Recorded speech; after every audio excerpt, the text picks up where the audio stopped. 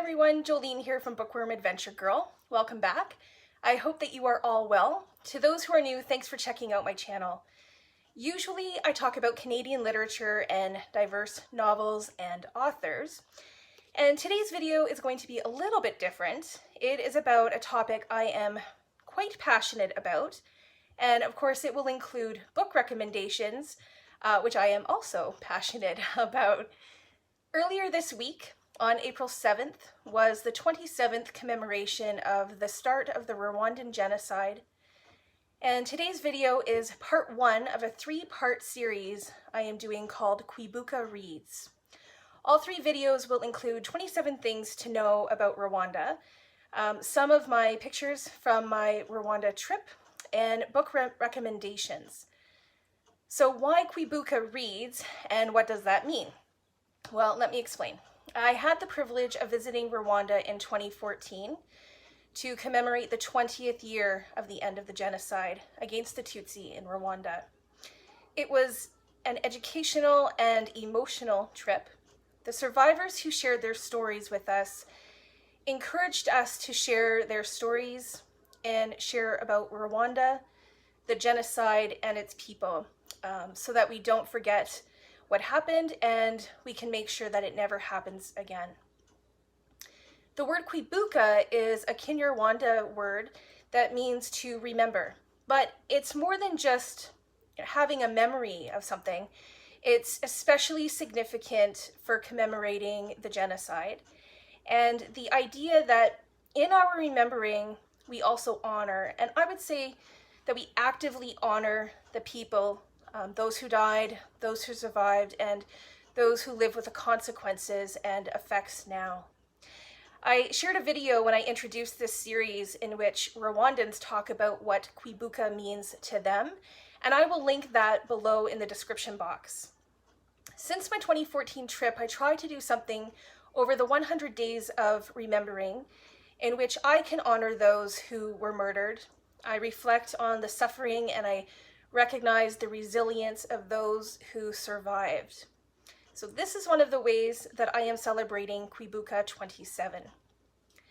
As I said on this video, I am going to share 27 things to know about Rwanda.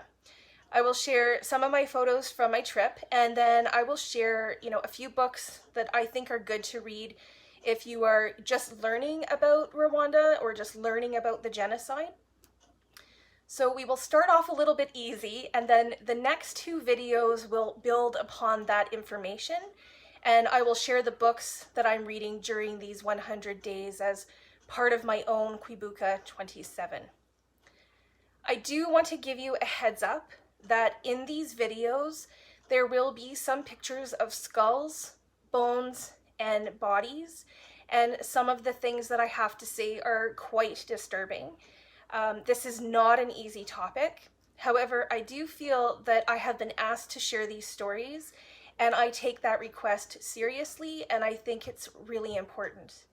So I will make a promise to you that each video will end on a hopeful and happy note, and in this video specifically, I will talk about a Canadian hero. So let's get started. Rwanda is a country located at the heart of Africa.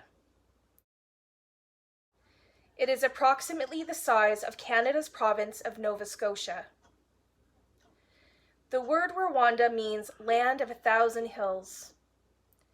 The country is green and lush and beautiful. The population of Rwanda in 1994 was about 6 million. In 1994, the genocide against the Tutsi in Rwanda killed over 1 million people. The Rwandan people were classified into two main groups.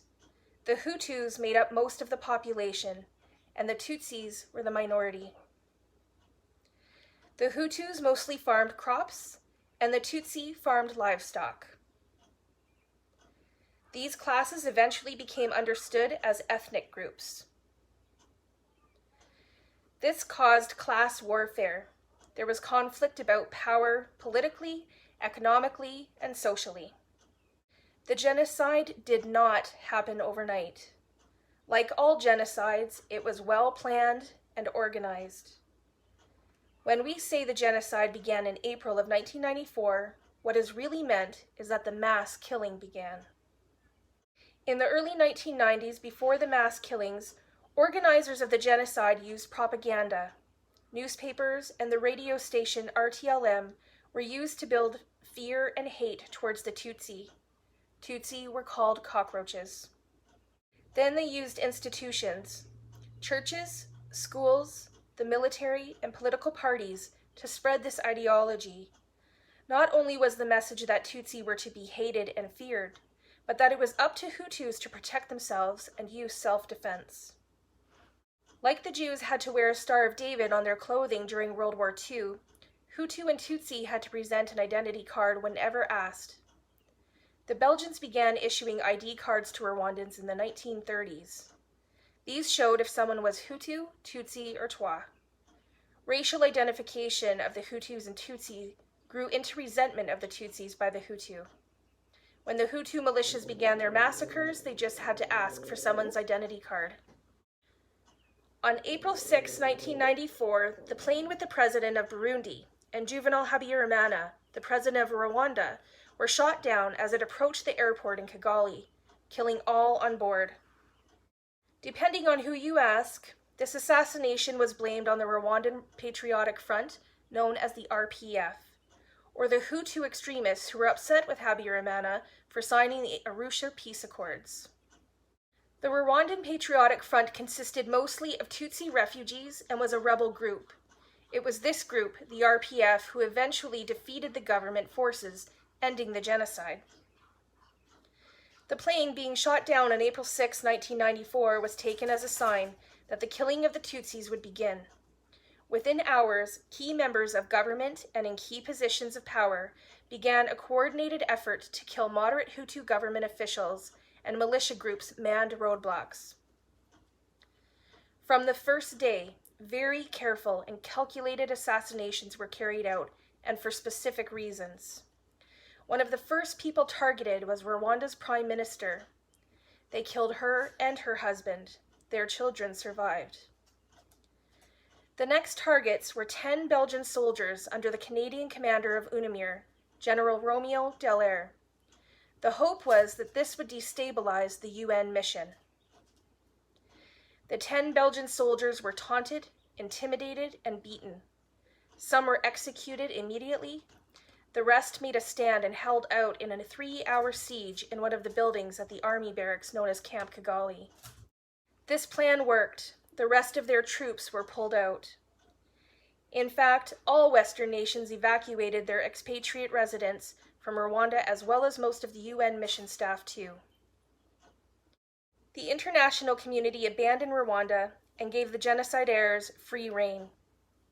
In 100 days, over 1 million people would be systematically slaughtered. Today, there are over 200 memorials across the country of Rwanda. Before I continue, I just want to remind you that I haven't forgotten about my promise of ending on a happy note. We aren't there quite yet, but I do want to say thank you to a couple of my friends in Rwanda. Jean-Claude and Martin, I reached out to both of them and they answered all of my questions and they helped me make sure that the information that I am giving you is accurate, since some of the information that I had from my trip in 2014 is now out of date. So for example, the media used 800,000 people as the number of deaths, and you'll still see that in a lot of media. But as Martin reminded me, they are still finding human remains, and the number is now over 1 million and could still change. So I am grateful to both Jean-Claude and Martin for their time, and I will be introducing you to them in the next videos of the series. So now I'm going to talk about some videos, movies, and of course give some book recommendations. I am going to post the video about what Kwibuka means from Rwandans, and I will also include a video of Adama, and he is the UN aide who had the Prime Minister in his home when she was assassinated. And they are both very quick videos, but I think hearing their words is much more important than hearing it from me. So both of those will be in the description box below, and the first few books I am going to recommend I think are helpful if you are just, learning about the genocide. And the first one is a survivor's account. It's called Left to Tell by Immaculee Ilibagiza. And most of Immaculee's family were killed in the genocide. Only Immaculee and one of her brothers survived. Her brother survived because he was away at school, and Immaculee survived because a pastor kept her and 7 other women hidden in a very small bathroom for 3 months, and this is her story. She has written other books as well, but I would suggest starting here. God Sleeps in Rwanda by Joseph Sebarenzi is another survivor testimonial. And this memoir will give you an idea of what happened before the genocide, when there were practice killings. Joseph survived the genocide because he was getting an education in the Congo, and this was done in many families. Someone would be chosen to leave the country to survive if the rest of the family died.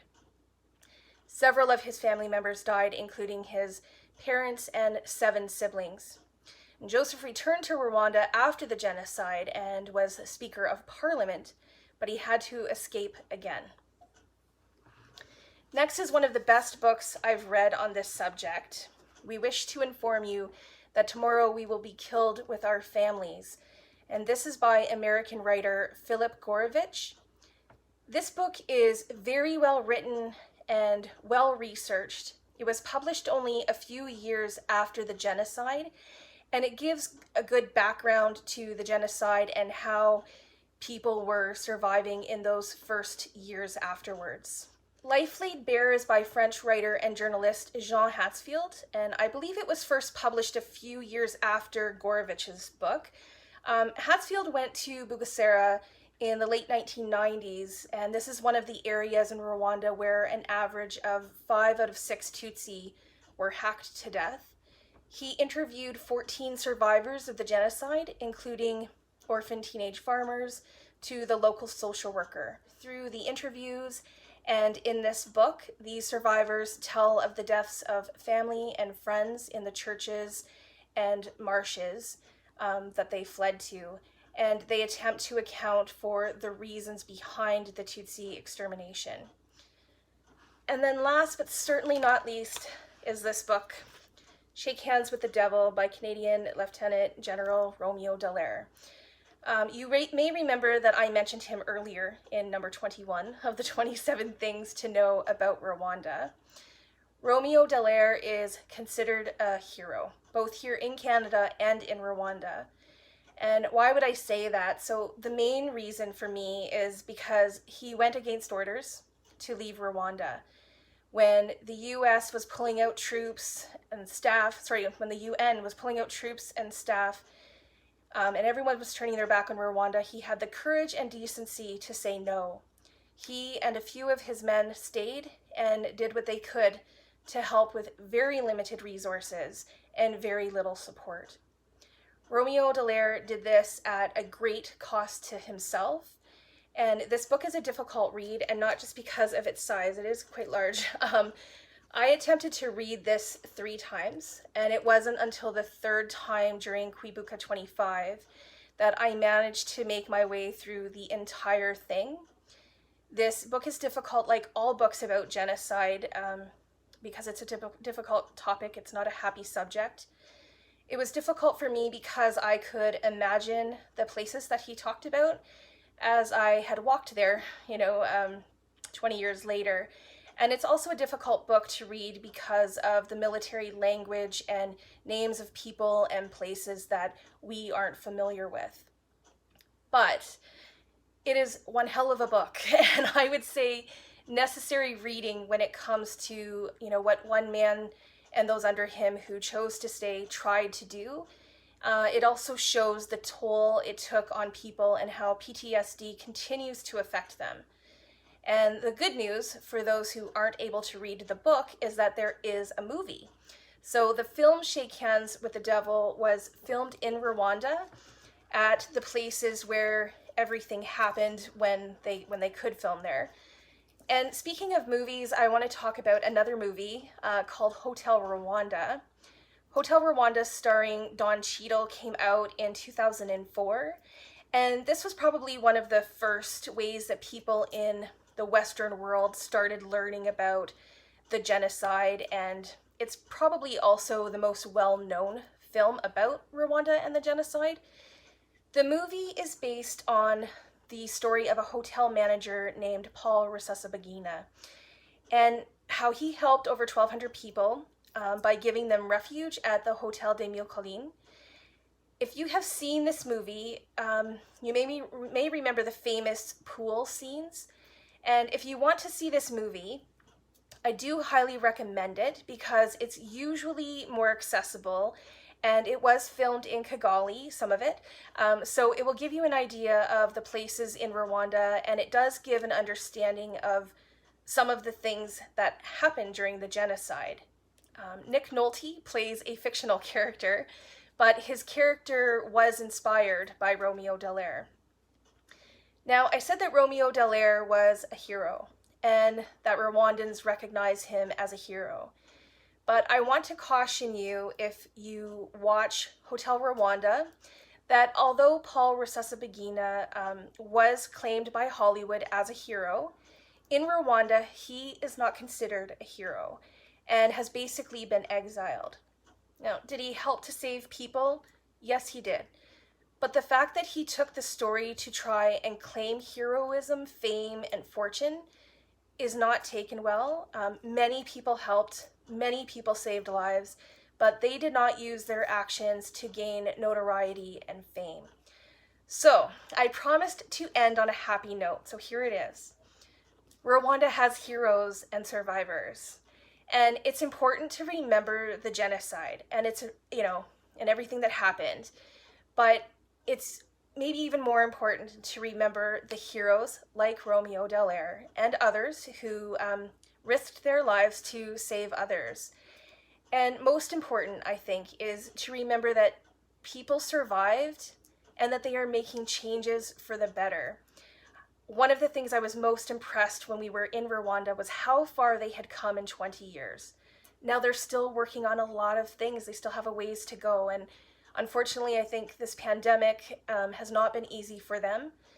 But the people that we met and the people who are willing to remember and willing to forgive and to live their lives are a reminder to all of us of how phenomenally strong the human heart and spirit are. So I will list all of the books and authors I mentioned in the description box below, along with the videos and movies I mentioned. Please let me know if you have read any of these books about the genocide, or if any of these interest you in any way, or maybe the movies interest you. I look forward to chatting with you in the comments and sharing more books, videos, and movies with you in part 2 next month. Thanks again for watching. I hope you enjoy the rest of your day, and don't forget to make every day an adventure.